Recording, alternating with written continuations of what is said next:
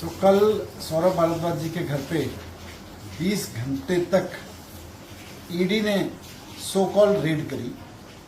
इनके परिवार के साथ बैठे, इनके घर छान मारा, इनके कागज पत्तर सब देख डाले, परिवार से पूछताछ, इनसे पूछताछ का ड्रामा किया। मैं ड्रामा इसलिए कह रहा हूं क्योंकि ये पूछताछ, रेड, ये तो सब आजकल ईडी के लिए केवल ड्रामा है।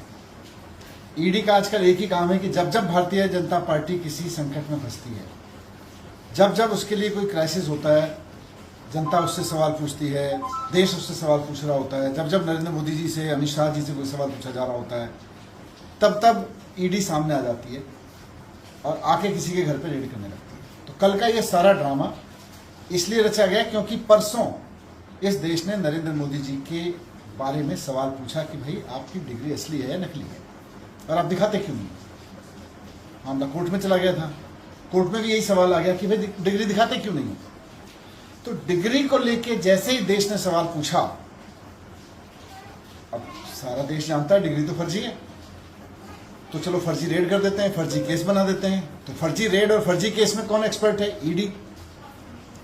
तो इसलिए कल ईडी की रेड कराई गई क्योंकि भारतीय जनता पार्टी को बचाया जा सके उस बदनामी से। प्रधानमंत्री जी के ऊपर जो सवाल उठ रहे थे, पूरे देश का ध्यान उनसे हटाया जा सके और खबरों में चलाया जा सके सुबह से सौरभ भारद्वाज के घर ईडी की रेड हुई, ईडी की रेड हुई, ईडी की रेड हुई।